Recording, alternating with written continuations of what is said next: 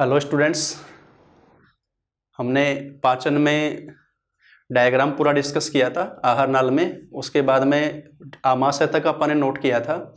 आमाशय से आगे का जो डाइजेशन है वो अपन नोट करेंगे अब।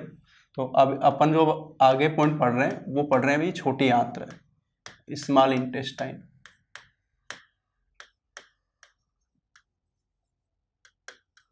स्मॉल इंटेस्टाइन, छोटी आंत्र। और छोटी आंत्र जैसे मैंने बताया था, नाम तो छोटी आंत है लेकिन लंबाई सबसे ज्यादा। तो छोटी आंत की जो लंबाई है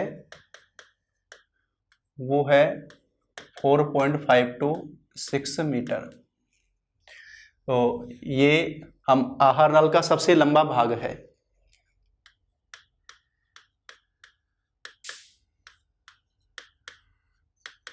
आहार नल का सबसे लंबा भाग।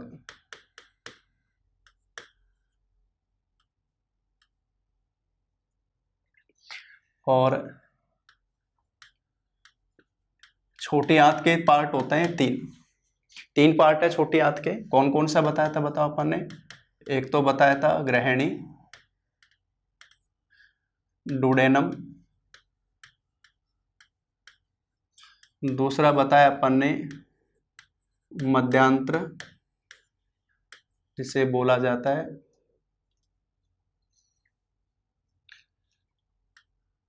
जुजेनम। और तीसरा पार्ट बताया अपन ने शेषांत्र, इलियम। डोडेनम, जुजेनम और इलियम, ये तीन पार्ट होते हैं छोटी आंत के, ग्रहणी, मध्यांत्र और शेषांत्र।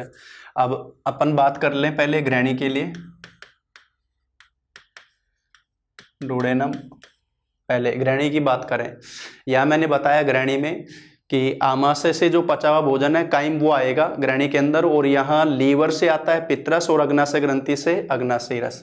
तो ग्रहणी में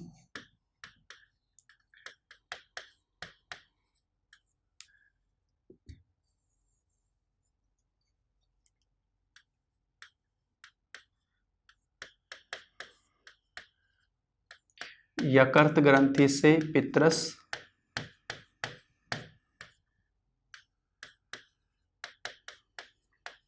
बालजूस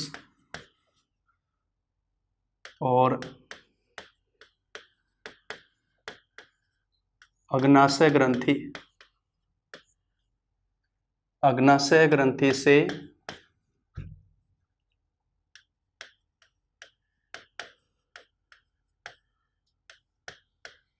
अग्नाशयी रस, पैनक्रियाटिक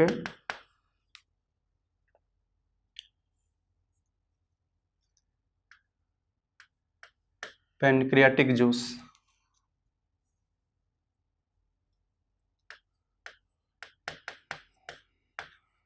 आता है। तो ग्रहणी में लीवर से तो आया भाई पित्तरस, और अग्नाशय ग्रंथि से आया अग्नाशयी रस। ये दोनों यहाँ कर मिलते हैं लीवर के अंदर, और सॉरी ग्रहणी के अंदर, और यहाँ फिर ये दोनों किस तरह से काम कर रहे हैं। अब जो पित्तरस है पहले अपन उसकी बात कर लें। पित्तरस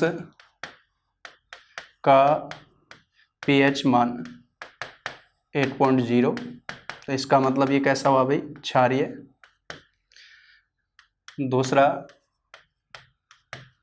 पित्तरस में कोई एंजाइम नहीं होते।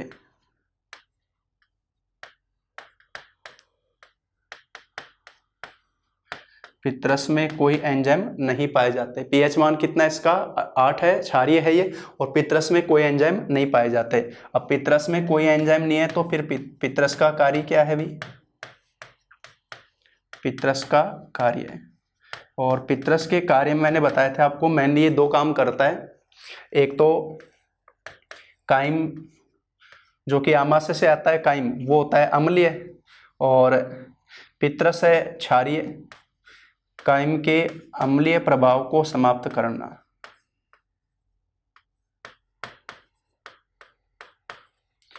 कायम के अम्लीय प्रभाव को समाप्त करना।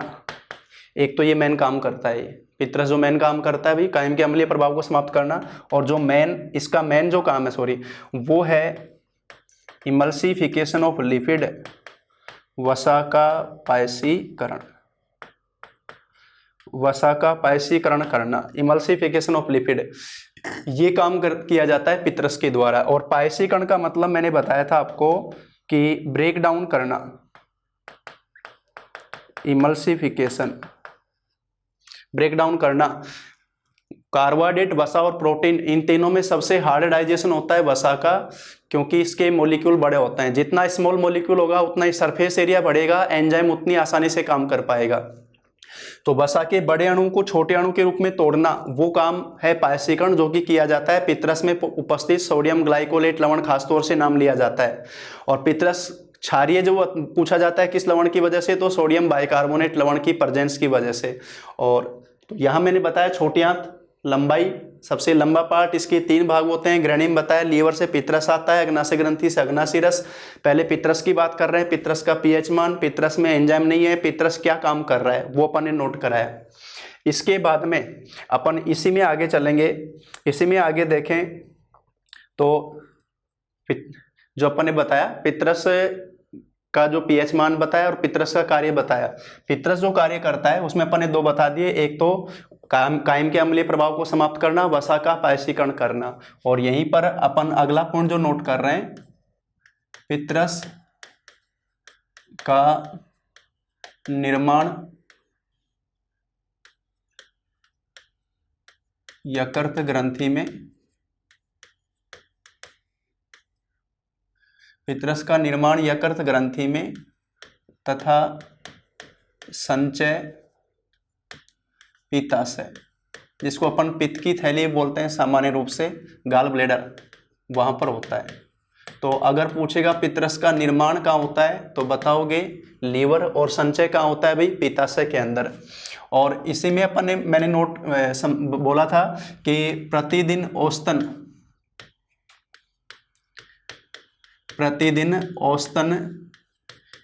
1000 ml पित्रस बनता है, 1000 ml पित्रस का निर्माण होता है।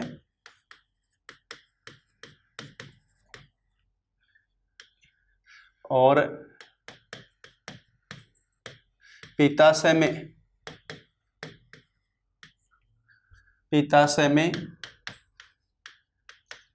30 से 50 ml, जो कि होता है अत्यधिक सांद्रित रूप में।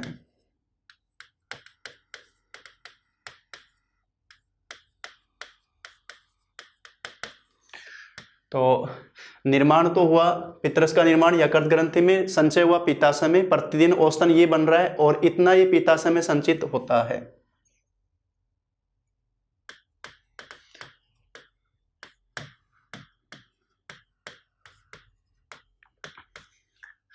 अब एक चीज जो यहाँ पॉइंट में आप करना, जनरल नॉलेज, जनरल जानकारी के हिसाब से भी और अपने एग्जाम के हिसाब से भी अपन एक पॉइंट पढ़ते हैं। अपने जो पथरी है, स्टोन है, स्टोन मेनली अपने एक तो किडनी में, पहली चीज तो ये कि स्टोन केमिकल रूप से, पथरी जो बोलते हैं केमिकल रूप से होता है कैल्शियम ऑक्जिलेट। क्या नाम बोला मैंने, कैल्शियम ऑक्जिलेट, यानी अतिरिक्त कैल्शियम का जमाव, जो अपन हार्मोन में डिस्कस करेंगे किस वजह से ये प्रॉब्लम होती है।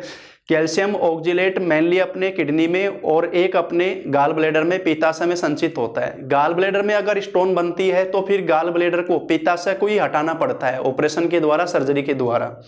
अगर किसी व्यक्ति में गाल ब्लैडर में स्टोन बढ़ रही है तो गाल ब्लैडर को हटाया जाएगा। अगर गाल ब्लैडर को हटाया जाएगा तो बताओ किसके पाचन से संबंधित प्रॉब्लम आएगी।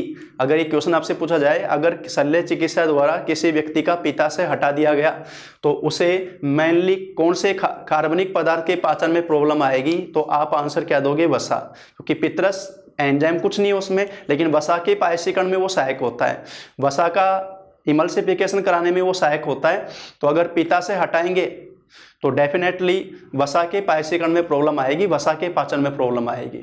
ये मैंने जो आपको उष्ण रूप से बताया, तो ये तो मैंने बताया अपने लीवर से बनने वाला पितरस और किस प्रकार से काम कर रहा है। ध्यान रखना, यहाँ हमने लीवर के बारे में, लीवर से संबंध केवल पाचन का काम पढ़ा है पितरस, बाकी लीवर अपन ग्रंथि पढ़ेंगे तब पूरा डिस्कस करेंगे, क्योंकि अपनी बॉडी का जिगर है वो, जिगर उसको इसलिए थोड़ी बोलते हैं, वो सारे काम अपने संभालता है, बहुत सबसे मेन अपने शरीर में सारे कामों में हर किसी में उसका योगदान है। उसके बाद में इसी में देखो ग्रैनी में अपन ने बोला था लीवर से आया पितरस, दूसरा बताया था अपन ने अग्नाशय ग्रंथि से आता है अग्नाशी रस। अब मैं यहां नोट करवा रहा हूं कि अग्नाशी रस का पीएच मान,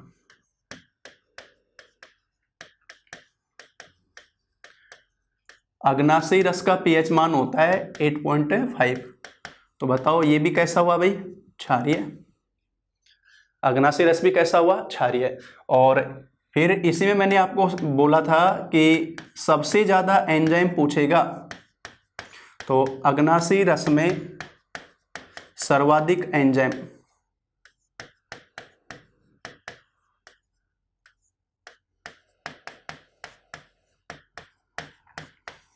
अग्नाशी रस में सर्वाधिक एंजाइम पाए जाते हैं जो ग्रहणी में सर्वाधिक पाचन क्रिया कराते हैं। तो ध्यान रखना, सबसे ज्यादा एंजाइम पूछेगा तो अग्नाशय ग्रंथि से बनकर आ रहे हैं, अग्नाशी रस जो है उसमें। और अग्नाशय ग्रंथि में एंजाइम का निर्माण करने वाली कोशिकाएं बोली जाती हैं एसिनी कोशिकाएं। ध्यान रखना, अग्नाशय ग्रंथि अपन आगे डिस्कस करेंगे, मिश्रित ग्रंथि है, उसमें हार्मोन भी बनते हैं और दूसरा काम जो हो रहा है एंजाइम बनाने का, वो काम एसिनी सेल्स बोलते हैं। एक फेमस क्वेश्चन उसका अपने को रटा हुआ है कि अग्नाशय ग्रंथि में हार्मोन का निर्माण करने वाली कोशिकाएं साइंटिस्ट के नाम के आधार पर पढ़ा अपन ने, लैंगरहैंस द्वीप कोशिकाएं बोलते हैं, वो तो हार्मोन बनाने वाली कोशिकाएं हैं। अगर पूछे अग्नाशय ग्रंथि में एंजाइम का निर्माण करने वाली कोशिकाएं, तो नाम आएगा एसिनी सेल्स। अग्नाशय ग्रंथि में एंजाइम का निर्माण करने वाली कोशिकाएं, तो उसमें नाम दिया जाएगा भी एसिनी सेल्स।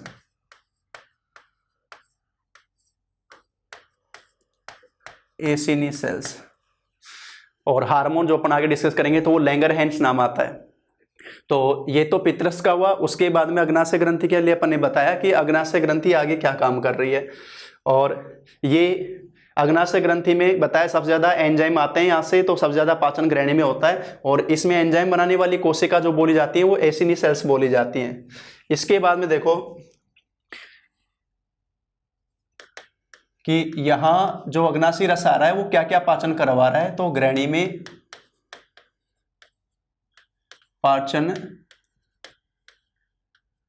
क्रियाविधि, यानी एंजाइम जो हैं वो यहां कौन कौन से काम कर रहे हैं ग्रहणी में पाचन क्रियाविधि की अगर बात करें।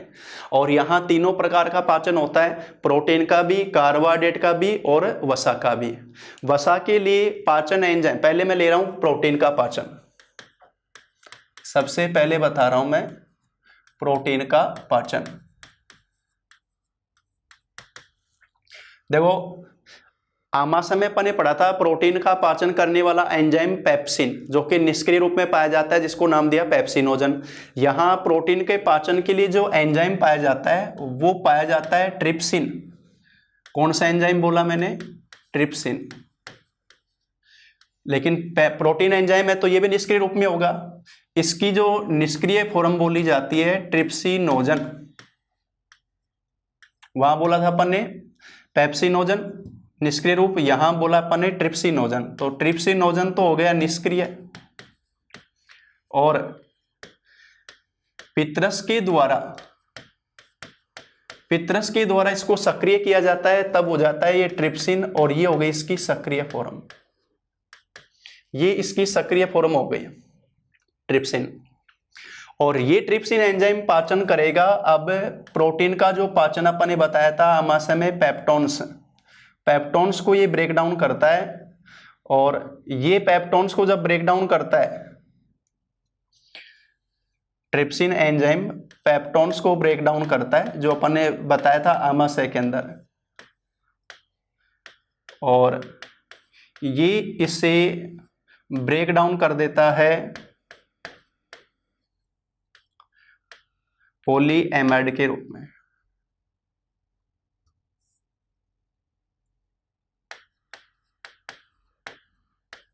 किसके रूप में तोड़ देता है भाई? पॉलीएमाइड, क्योंकि प्रोटीन एमिनो अम्ल से बने होते हैं और एमिनो अम्ल और कार्बोक्सिलिक अम्ल के बीच में जो बॉन्ड बनती है, यानी प्रोटीन एमिनो अम्ल के बहुलक हैं, तो एमिनो अम्ल में जब बॉन्डिंग होती है तो वो एमाइड बॉन्डिंग होती है, तो पेप्टोन्स पॉलीएमाइड के रूप में टूट जाता है ट्रिप्सिन एंजाइम के द्वारा।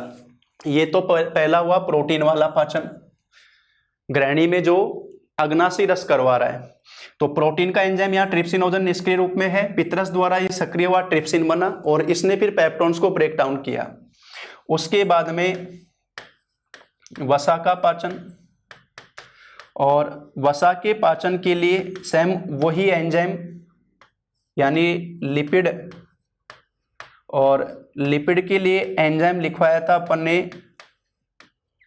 लाइपेज, कि लाइपेज एंजाइम लिपिड को ब्रेक डाउन करता है और ये इसको ब्रेक डाउन करता है फैटी एसिड, वसीय अम्ल और ग्लिसरॉल, जिसमें अपन ने बताया था वसीय अम्ल तो हो गया मेन प्रोडक्ट और ग्लिसरॉल हो गया को प्रोडक्ट। सेम वही प्रोसेस, सेम वही तरह से अपन ने लिखा। अब ध्यान रखना, अगर पूछेगा वसा का आंशिक पाचन आमाशय और मुख्य पाचन ग्रहणी छोटी आंत, प्रोटीन का मेन पाचन आमाशय और फिर शेष पाचन छोटी आंत। तो आमाशय में मुख्य रूप से पाचन हुआ प्रोटीन का, और ग्रहणी में आकर सारा पाचन होता है, प्रोटीन का भी, कार्बोहाइड्रेट का भी, वसा का भी। वसा का पाचन आमाशय में आंशिक रूप से, मुख्य रूप से फिर छोटी आंत में आके हो रहा है, ये वसा के लिए। अब नंबर 3 जो है वो अपन डिस्कस कर रहे हैं यहाँ पर, जो रुक गया था आमाशय के अंदर पीएच डाउन होने से, कार्बोहाइड्रेट का पाचन, कार्बोहाइड्रेट का पाचन। अब देखो शर्करा जो है ना, शर्करा में अनुलग्न सफिक्स लगा होता है ओज, ग्लूकोज, माल्टोज, लैक्टोज, इस तरह से, और इनके एंजाइम में अनुलग्न सफिक्स लगाते हैं एज, ओज की जगह एज कर दिया जाता है। तो जैसे अपन पहला शर्करा का पहला नाम ले रहे हैं, अपन ने स्टार्च को तोड़ा था माल्टोज में, ये काम हुआ था किसमें भाई? मुख गुहा में, बकल कैविटी में। उसके बाद में स्टोमक में कार्बोहाइड्रेट का डाइजेशन हुआ नहीं, अब वापस से जो डाइजेशन शुरू होगा, तो सबसे पहला ले रहा हूं मैं माल्टोज। अब बताओ शर्करा तो है माल्टोज, ठीक है, तो एंजाइम बन जाएगा माल्टेज। अब माल्टोज है डाइसैकेराइड, 2 शर्करा इकाई है, और माल्टोज टूटता है glucose plus glucose, glucose plus glucose, ये माल्टोज का ब्रेकडाउन होना। तो माल्टोज डाइसैकेराइड है, मोनोसैकेराइड में कन्वर्ट हो गया, ये इसका लास्ट डाइजेशन हो गया, ग्लूकोज प्राप्ति। नंबर 2 कार्बोहाइड्रेट में नंबर 2 में शर्करा ले रहा हूं, और अब जो मैं शर्करा ले रहा हूं वो लिख रहा हूं मैं लैक्टोज। ये देखो इन शर्करा के अलग अलग सोर्स हैं, ये माल्टोज खाद्यान्न में आ गया, स्टार्च का छोटा रूप हो गया तो खाद्यान्न हो गया ही, और लैक्टोज है वो मिल्क में पाया जाता है, तो मिल्क शुगर नाम पूछते हैं तो लैक्टोज का नाम आता है। क्वेश्चन आता है मिल्क शुगर, तो क्या बताओगे? लैक्टोज, दूध में पाई जाने वाली शर्करा। और लैक्टोज शर्करा, तो एंजाइम क्या लिखेंगे भाई? लैक्टेज। लैक्टोज को लैक्टेज एंजाइम इसको तोड़ेगा और ये ब्रेक डाउन होगा ग्लूकोज और प्लस गैलेक्टोज, ये इसमें कन्वर्ट होगा ग्लूकोज प्लस गैलेक्टोज में, लैक्टोज, ये इसमें ब्रेक डाउन होगा। नंबर 3 शर्करा में बता रहा हूं sucrose.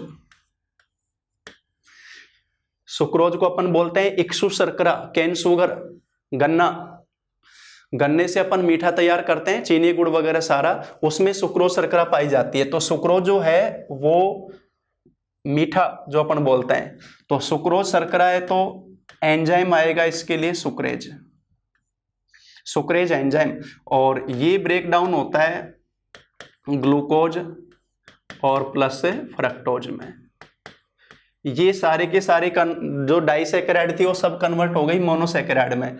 Maltose maltase enzyme, sucrose sucrase enzyme, lactose lactase enzyme, और इनके ब्रेकडाउन होने से जो नाम पड़े। इनमें जनरली ये पूछा जाता है लैक्टोज का सोर्स क्या है, लैक्टोज की इकाई क्या है, सुक्रोज का सोर्स क्या है, सुक्रोज की इकाई क्या है, माल्टोज का सोर्स क्या है, माल्टोज की इकाई मोनोसैकेराइड इकाई क्या है। ये डाइजेशन जो अपन ने सारा लिखा है ये ग्रहणी के अंदर लिखा है। ग्रहणी के अंदर कार्बोहाइड्रेट का, प्रोटीन, वसा, तीनों प्रकार का पाचन बताया।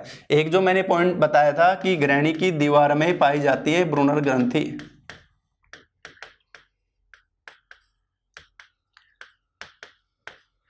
तो ग्रहणी की दीवार में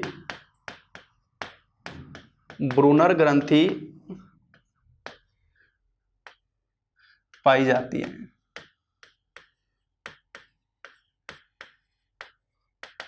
ये साइंटिस्ट के नाम के आधार पे नाम देते हैं। इनके द्वारा वही श्लेष्मा का स्राव जाके भोजन आसानी से आगे खिसके। ब्रूनर ग्रंथियां ग्रहणी में डाइजेशन में कोई सहायक नहीं है, केवल श्लेष्मा का स्राव है जिसके द्वारा भोजन आगे आसानी से खिसकता है। और ये सारा पाचन किस में बताया भाई अपन ने, ग्रहणी में बताया।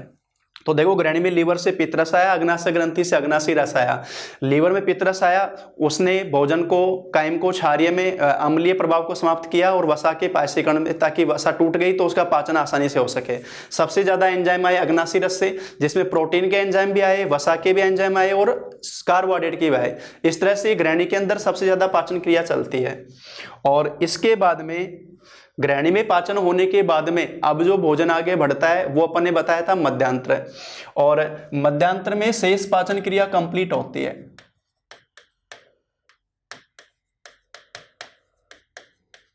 मध्यांतर में शेष पाचन क्रिया होती है जुजेनम में,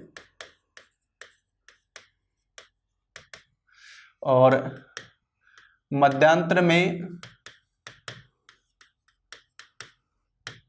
आंत्रीय रस, इंटेस्टाइनल जूस, आंत्रीय रस पाचन में सहायक होता है। मध्यांतर में आंत्रीय रस पाचन में सहायक होता है। और यहाँ जो मध्यांतर में अपन ने बताया आंत्रीय रस पाचन में सहायक होता है, देखो यहाँ पर वही शेष पाचन सारा होगा, प्रोटीन का भी होगा, कार्बोहाइड्रेट का भी होगा, वसा का भी होगा। अब इसमें से वसा के लिए सेम वही एंजाइम चलता है, शर्करा कार्बोहाइड्रेट के लिए सेम वही एंजाइम, माल्टोज है तो माल्टेज, लैक्टोज है तो लैक्टेज, वसा के लिए लाइपेज, लिपिड के लिए लाइपेज। प्रोटीन के लिए यहाँ पर एंजाइम जो लिया जाता है, जो अपन ने बताया था कि पॉली एमाइड, सॉरी ये जो मैंने गलत लिख दिया भाई, पॉलीएमाइड नहीं, पॉलीपेप्टाइड। एमिनोमल के बीच में पेप्टाइड बॉन्ड बनती हैं, और पॉलीपेप्टाइड को इरिप्सिन एंजाइम, कौन सा एंजाइम, इरिप्सिन, ये भी निष्क्रिय रूप में होता है इरिप्सिनोजन के रूप में, और पॉलीपेप्टाइड को ये ब्रेक डाउन करता है एमिनो एसिड में, एमिनो अम्ल में। ये लास्ट पाचन होता है प्रोटीन का। तो प्रोटीन के पाचन के लिए पहला एंजाइम बताया मैंने पेप्सिन, दूसरा बताया ट्रिप्सिन, तीसरा बताया इरिप्सिन। पेप्सिन प्रोटीन का पाचन, पेप्टोन्स में तोड़ना, पेप्टोन्स को पॉलीपेप्टाइड में तोड़ना, ट्रिप्सिन, और जो ट्रिप्सिन पॉलीपेप्टाइड को एमिनो अम्ल में तोड़ना, इरिप्सिन। ये तीन तरह का पाचन, तीन एंजाइम चलते हैं, पेप्सिन, ट्रिप्सिन और इरिप्सिन, ये तीनों एंजाइम। ध्यान रखना भाई, पिछली क्लास उसमें पॉइंट में जो बोल दिया था अपन ने, मैं एक बार उसको वापस से ले लेता हूं कि यहां जो ये पॉलीएमाइड है इसको अपने को पॉलीपेप्टाइड करना है। ये पॉलीपेप्टाइड करना है, ये मिस्टेक से पॉलीएमाइड लिख दिया था अपन ने। और इसके बाद में अपन ने बताया पॉलीपेप्टाइड को डाइजेशन कौन करता है, इरिप्सिन एंजाइम। ये प्रोटीन का लास्ट पाचन होता है, बाकी कार्बोहाइड्रेट वसा का वही एंजाइम लिखे जाएंगे। इस तरह से पाचन कंप्लीट हुआ, और अब शेषांत्र में भोजन पहुंचेगा। तो शेषांत्र में पचित भोजन, जिसको नाम दिया जाता है काइल, का अवशोषण होता है। तो ध्यान रखना, सबसे पहले बताया था बोलस मुगुआ में, फिर आमाशय में काइम, और फिर छोटी आंत में पाचन कंप्लीट होने के बाद में मध्यांतर के अंत तक पाचन जो कंप्लीट हो जाता है तब नाम देते हैं काइल। और उसका अवशोषण जो है पचित भोजन काइल का अवशोषण किस में हो रहा है भाई? शेषांत्र में हो रहा है, इलियम पार्ट में हो रहा है, और इसीलिए इसकी लंबाई सबसे ज्यादा होती है। सबसे पतला पार्ट ये है शेषांत्र, छोटी आंत में भी शेषांत्र सबसे पतला होता है। और यहां अवशोषण के लिए शेषांत्र की दीवार में पाए जाते हैं अंगुलीनुमा प्रवर्ध,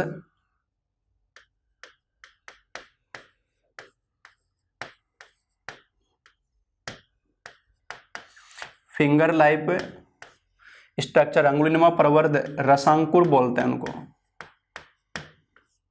जिसमें दो नाम आते हैं अंकुर और सूक्ष्मांकुर, विली एंड माइक्रोविली। अंकुर व सूक्ष्मांकुर पाए जाते हैं।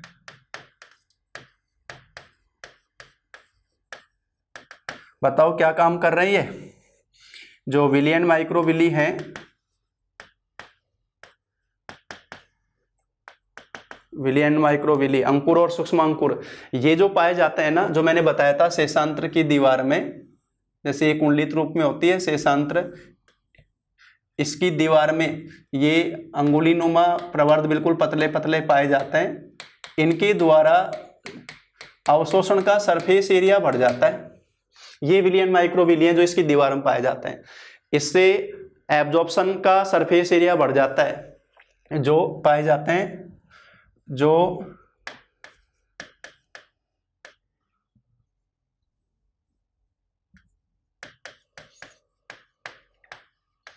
अवशोषण का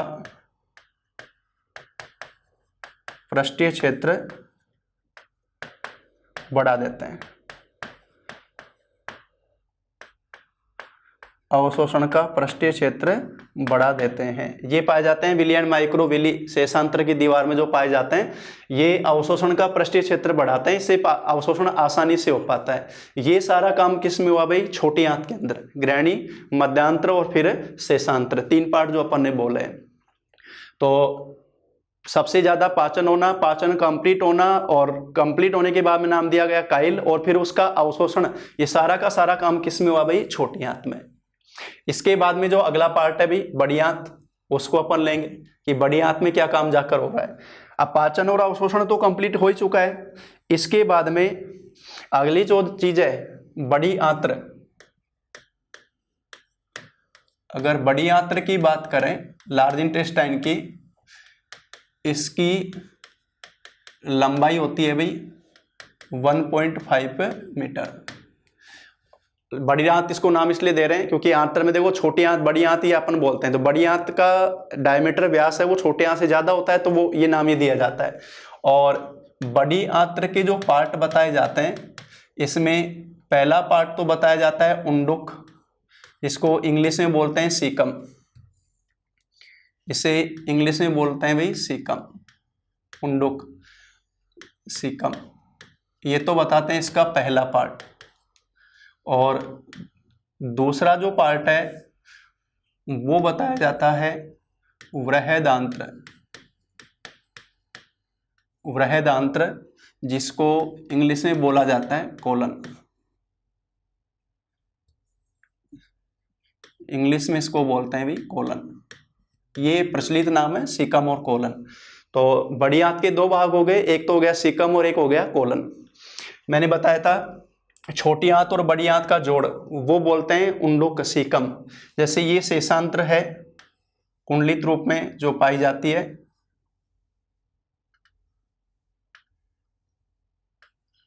और फिर यहां से बड़ी आंत शुरू जो होती है।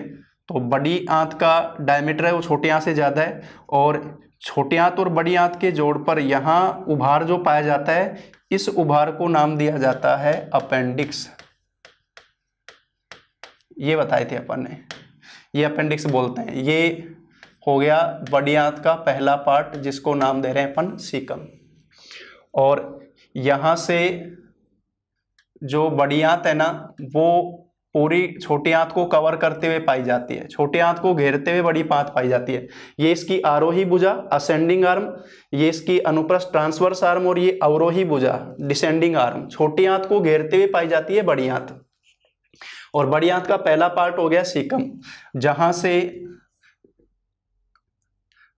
पर अपन ने बताया अपेंडिक्स, ये जो उभार पाया जाता है अपेंडिक्स कर्मी रूपी वर्मी फॉर्म, कर्मी रूपी उभार अपेंडिक्स बोला जाता है। अपेंडिक्स मानव शरीर का अवशेषी अंग है। अपेंडिक्स जो है मानव शरीर का अवशेषी, यानी पाया तो जा रहा है लेकिन काम नहीं आ रहा। पूर्वजों में कभी सक्रिय रूप में काम करता था, अब निष्क्रिय रूप में है। अपेंडिक्स शाकाहारी जंतुओं में जैसे गाय भैंस वगैरह हो गए, उनमें सेल्यूलोज के डाइजेशन से संबंधित है।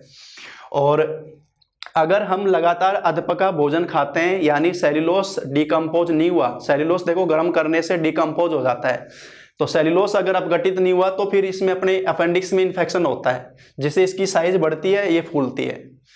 तो सीकम हो गया छोटी आंत का पहला पार्ट। और कोलन, कोलन जो मैं बता रहा हूं ये बड़ी आंत का दूसरा, ये बड़ी आंत का सेकंड पार्ट है। बड़ी आंत में जो मेन काम होता है वो है अतिरिक्त जल का अवशोषण, एब्जॉर्प्शन ऑफ एक्स्ट्रा वाटर, यानी अपशिष्ट जो बचा उसके साथ में जल की मात्रा बॉडी से बाहर ज्यादा नहीं जाए।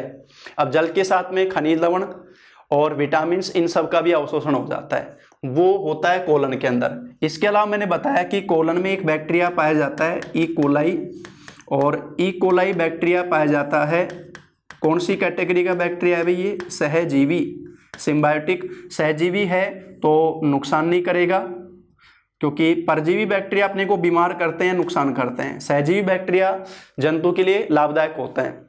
ये हमारे अपशिष्ट, क्योंकि यहाँ पर अपशिष्ट ही बचा है, अपशिष्ट से पोषण प्राप्त करता है और हमें विटामिन के बना कर देता है।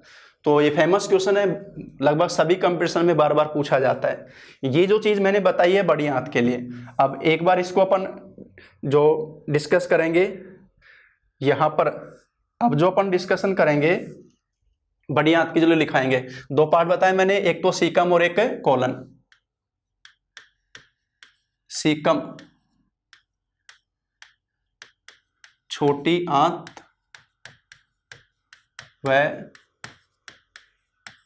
बड़ी आंत्र के जॉइंट।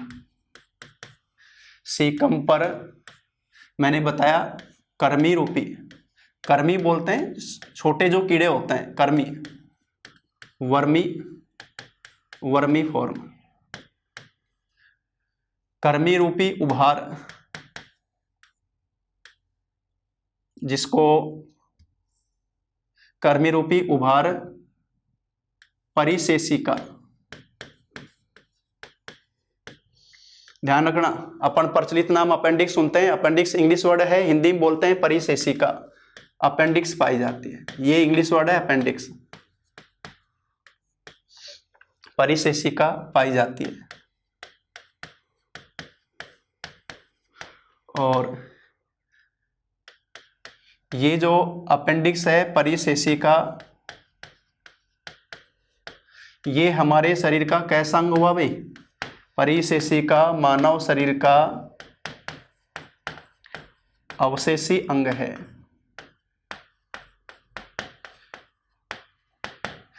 परिशेषिका मानव शरीर का कैसा अंग है भाई?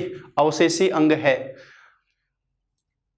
इसके बाद मैंने बताया कोलन में कि बड़ी आंत के कोलन भाग में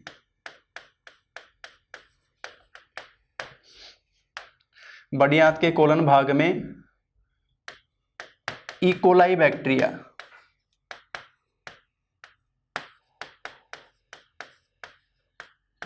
ई कोलाई बैक्टीरिया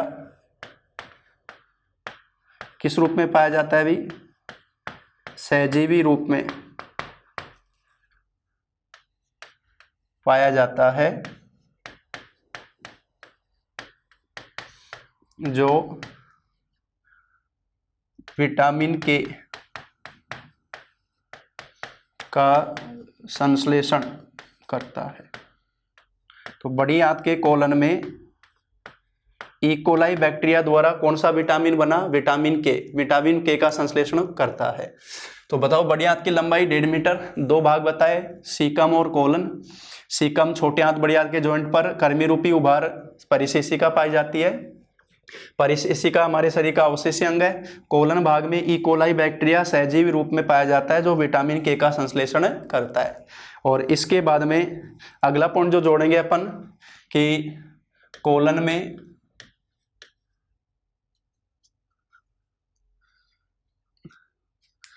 में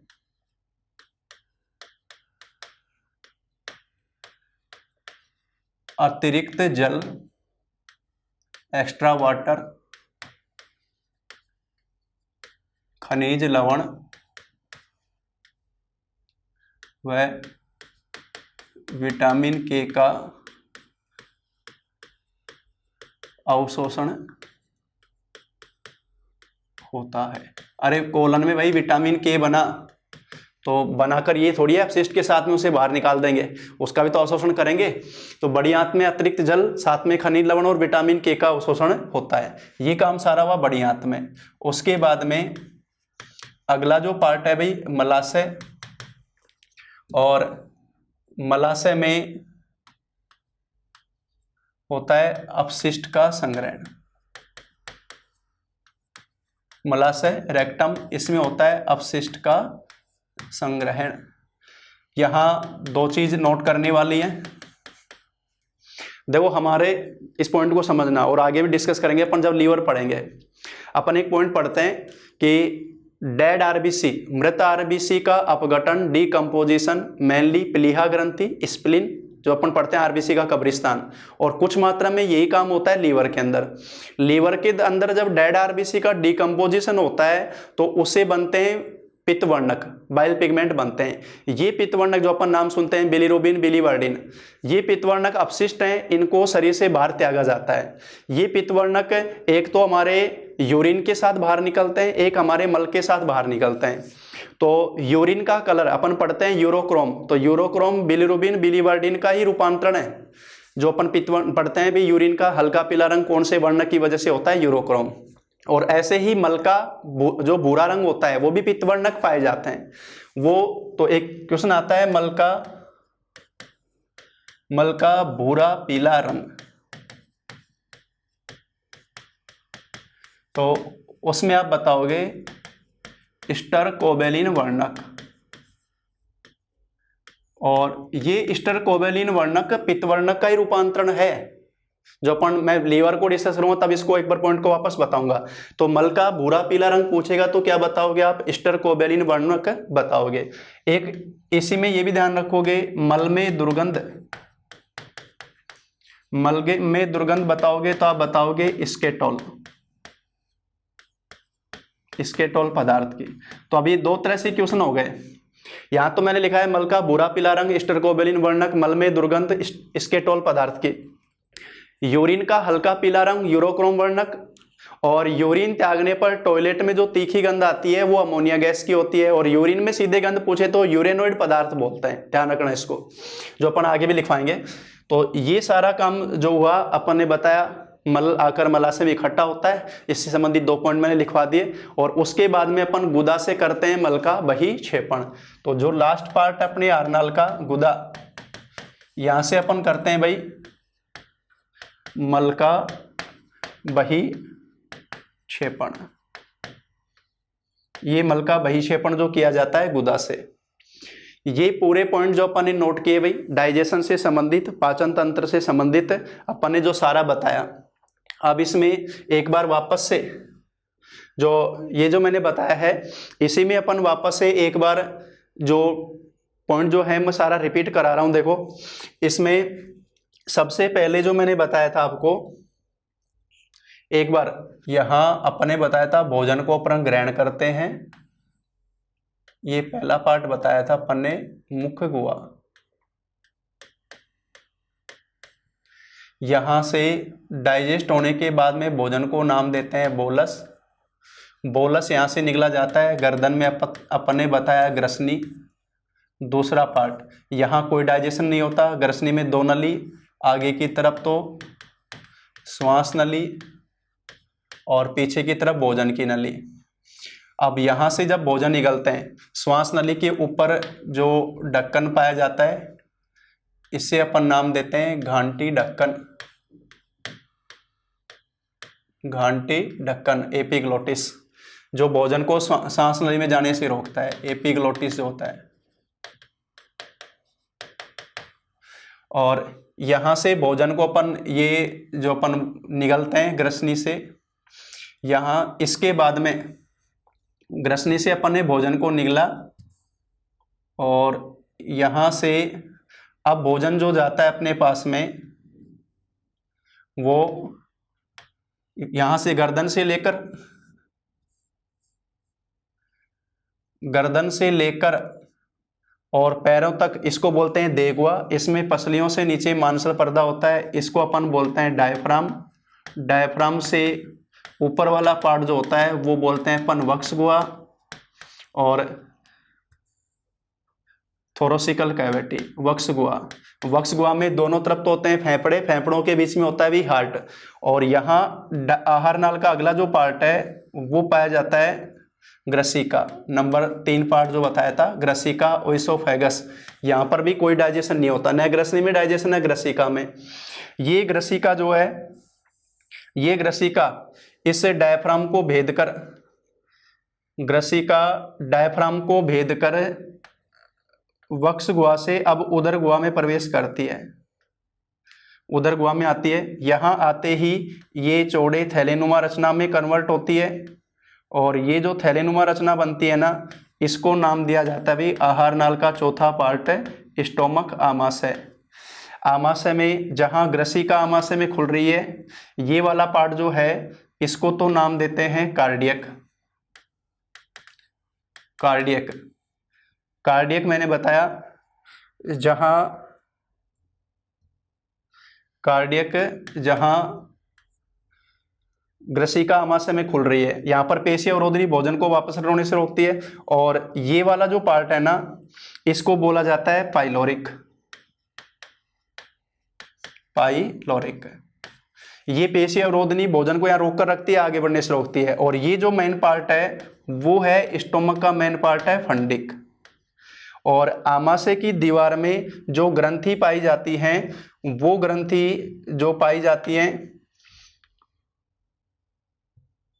वो ग्रंथि पाई जाती हैं उनको बोलते हैं भी जठर ग्रंथि, जो आमाशय की दीवार में मौजूद हैं। इनको नाम दिया जाता है गैस्ट्रिक ग्लैंड, जठर ग्रंथि।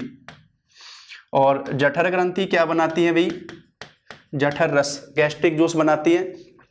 गैस्ट्रिक जूस में मैंने बताया एसियल अम्ल और अम्लीय माध्यम में भोजन का पाचन, एंजाइम यहाँ पाए जाते हैं pepsin, rennin, lipase. Pepsin, rennin protein का पाचन, लाइपेज लिपिड का पाचन। कार्बोहाइड्रेट का पाचन आमाशय में नहीं होता है। यहाँ जो भोजन डाइजेस्ट हो गया, आमाशय के अंदर भोजन डाइजेस्ट हो जाता है, उसको नाम देते हैं काइम। और काइम फिर आगे बढ़ेगा छोटी आंत से, आमाशय से छोटी आंत में जाएगा। यहाँ जब जाएगा तो यहाँ से छोटी आंत जो शुरू होगी, छोटी आंत का पहला पार्ट जो होता है, जो कि यू शेप में या सी शेप में बोला जाता है, छोटी आंत का जो पहला पार्ट है ये यू शेप में, सी शेप में। और ये जो पार्ट होता है इसको नाम दिया जाता है ड्यूोडेनम ग्रहणी। ये छोटी आंत का पहला पार्ट है, ग्रहणी। और यहाँ पर अब यहाँ देखो डायफ्राम और ये आमाशय, यहाँ पर हमारे शरीर की सबसे बड़ी जो ग्रंथि स्थित होती है, शरीर की सबसे बड़ी ग्रंथि यहाँ पाई जाती है। और उस ग्रंथि को नाम दिया जाता है लीवर। शरीर की सबसे बड़ी ग्रंथि यहाँ स्थित होती है और इस ग्रंथि को नाम देते हैं भी लीवर, जिगर, यकृत ग्रंथि। यकृत ग्रंथि से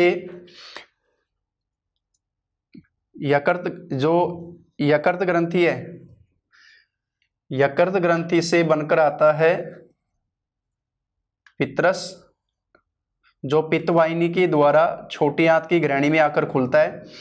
और इस पित्रस का संचय भी होता है। पित्रस का जो संचय होता है ना, उसको बोलते हैं भाई पित्तवाहिनी। पित्रस का संचय जिसमें होता है वो पित्तवाहिनी बोलते हैं, सॉरी पित्ताशय। पितरस जिसके द्वारा होता है वो पित्तवाहिनी, और पितरस का संचय जिसमें होता है वो बोलते हैं पित्ताशय, अपन गाल ब्लैडर बोलते हैं। और यहाँ दूसरी जो बड़ी ग्रंथि है ना वो यहाँ स्थित होती है आमाशय और ग्रहणी के मध्य अवकाश में, इसको बोलते हैं पैनक्रियाज, अग्नाशय,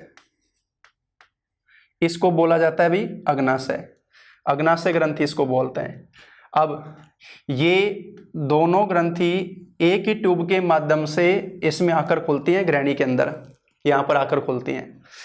लीवर से जो पितरस आता है उसमें कोई एंजाइम नहीं होते, सबसे ज्यादा एंजाइम अग्नाशय ग्रंथि से आते हैं जो ग्रहणी के अंदर पाचन करवाते हैं। और यहाँ से छोटी आंत का दूसरा पार्ट होता है मध्यांत्र, और फिर ये कुंडलित रूप में जो पाई जाती है उसको बोला जाता है शेषांत्र। ये ग्रहणी के बाद में दूसरा पार्ट है मध्यांत्र, और ये जो शेष पार्ट है इसको बोला जाता है शेषांत्र। और ये जो तीनों हैं ये तीनों किसके पार्ट हो गए भी? छोटी आंत्र के। ये छोटी आंत के 3 पार्ट होते हैं।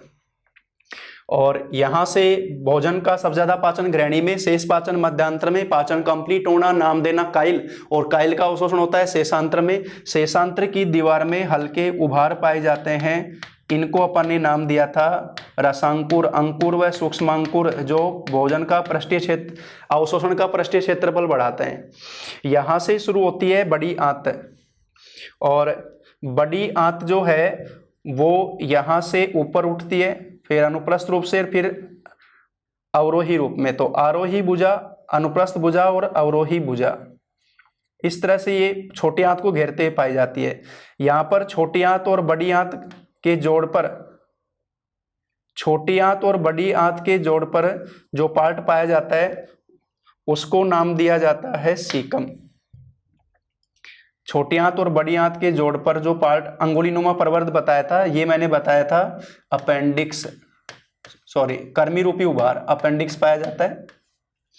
अपेंडिक्स हमारे शरीर का अवशेषीय अंग है। और कोलन पार्ट में, कोलन में होता है अतिरिक्त जल का अवशोषण, कोलन के अंदर होता है अतिरिक्त जल का अवशोषण। बड़ी आंत का दूसरा पार्ट, ये तो सीकम और दूसरा कोलन। और फिर उसके बाद में भोजन आकर इकट्ठा होता है किस में भाई? मलाशय में। अपशिष्ट आकर इकट्ठा होना, कोलन में अतिरिक्त जल के साथ अवशोषण और विटामिन के का संश्लेषण ई कोलाई बैक्टीरिया के द्वारा, और गुदा के द्वारा इसका शरीर से बाहर होता है बहिक्षेपण, ये गुदा के द्वारा। इस तरह से ये पूरा डाइजेशन एक बार मैंने रिपीट किया है वापस, जो सारा मुगवा से भोजन लेना। यहाँ सबसे पहले स्टार्च का पाचन होता है एमाइलेज एंजाइम द्वारा, बोलस यहाँ से निकलते हैं, ग्रसनी ग्रसिका में कोई पाचन नहीं, आमाशय में अगला पाचन, प्रोटीन वसा का शुरू होता है, कार्बोहाइड्रेट का रुक जाता है, यहाँ पचित भोजन कायम जाता है ग्रहणी के अंदर। छोटी आंत का पहला पार्ट, सबसे ज्यादा पाचन क्रिया पितरस आना, अग्नाशी रस आना, अग्नाशी रस में सबसे ज्यादा एंजाइम, पितरस में कोई एंजाइम नहीं, और मध्यांतर में जाकर पाचन कंप्लीट होना, यहाँ नाम देते हैं काइल। शेषांतर में पचे हुए भोजन काइल का अवशोषण। और उसके बाद में बड़ी आंत का पहला पार्ट सीकम, सीकम पर पाया जाता है कर्मी रूपी उभार, अपेंडिक्स, जो कि अवशेषीय अंग है। और कोलन में अतिरिक्त जल का अवशोषण ई कोलाई बैक्टीरिया द्वारा सहजीवी रूप में विटामिन के का संश्लेषण, उसका भी अवशोषण, अपशिष्ट मलाशय में आना और बहिक्षेपण होना, ये पाचन पूरा कंप्लीट होता है।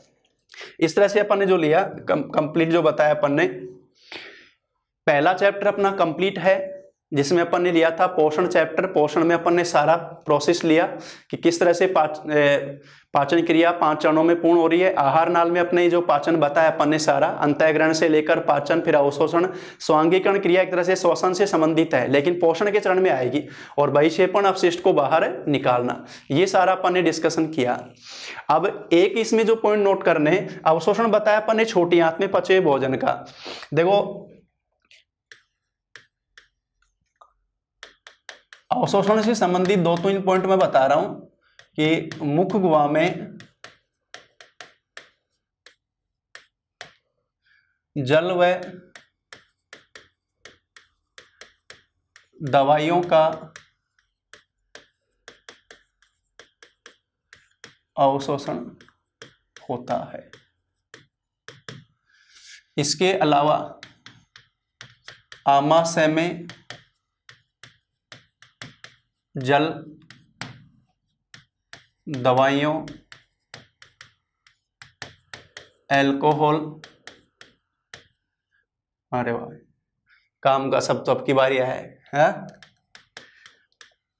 आमाशय में जल, दवाइयाँ, एल्कोहल, इसके अलावा, एल्कोहल के अलावा आयरन,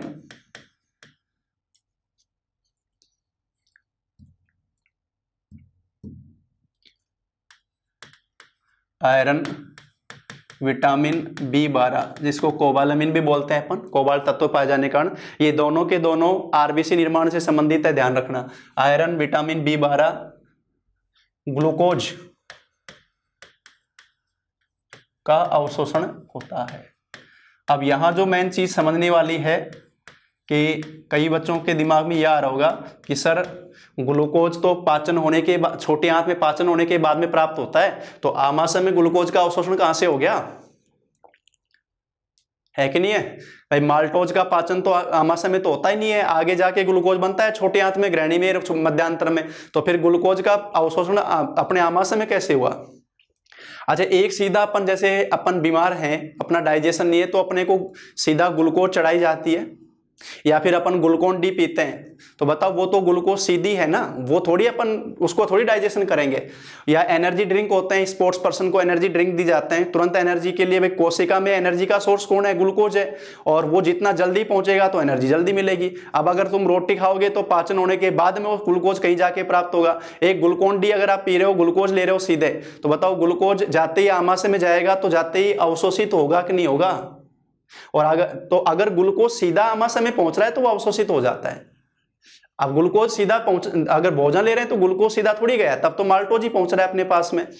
तो अगर ऐसे आ जाएगा कि आमाशय में ग्लूकोज का अवशोषण होता है नहीं होता है, तो आंसर दोगे होता है। तो ग्लूकोज सीधा जाएगा तो आमाशय में जाके अवशोषित होगा, तो एनर्जी ड्रिंक में मिलाते हैं इसको, या अपन ग्लूकोन डी पीते हैं एनर्जी तुरंत, इंस्टेंट एनर्जी के लिए, तुरंत उसके लिए। तो ये सारे भी अवशोषित किस में होते हैं? भी आमाशय में अवशोषित होते हैं। ये पॉइंट भी अपने को दो नोट करने हैं। जैसे दवाई है अपन दे लेते हैं, मुगवा में घुलती है, साथ में अवशोषित हो जाती है। ये अवशोषण के लिए कुछ चीजें जो अपन ने बताई।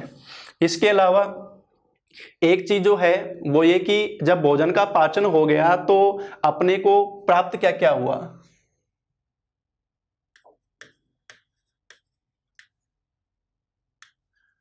तो पचित भोज्य पदार्थ। इसमें देखो 3 प्रकार का पाचन किया अपन ने। कार्बोहाइड्रेट का पाचन, इससे तो मेनली अपने को प्राप्त हुई ग्लूकोज की प्राप्ति। ठीक है भाई, जितना भी कार्बोहाइड्रेट है, माल्टोज, सुक्रोज, लैक्टोज, इन सब का डाइजेशन किया तो मेनली कौन प्राप्त हुआ? ग्लूकोज। प्रोटीन के पाचन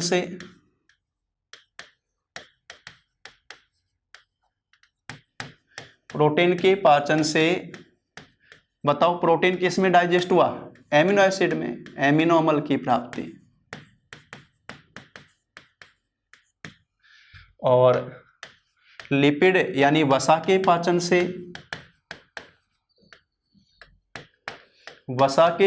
से मुख्य रूप से वसीय अम्ल और साथ में ग्लिसरॉल की प्राप्ति।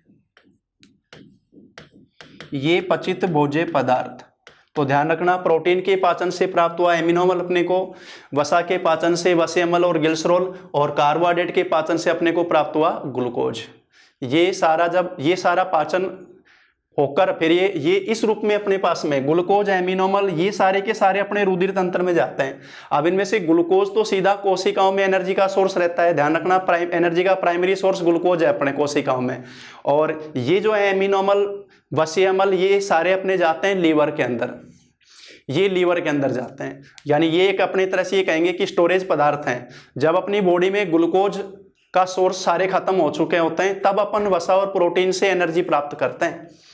अब अगर अपनी बॉडी में एनर्जी प्राप्ति का क्रम देखेंगे तो सबसे पहले ऊर्जा प्राप्त होती है अपने कार्बोहाइड्रेट से, फिर प्राप्त होती है वसा से, और फिर प्राप्त होती है प्रोटीन से।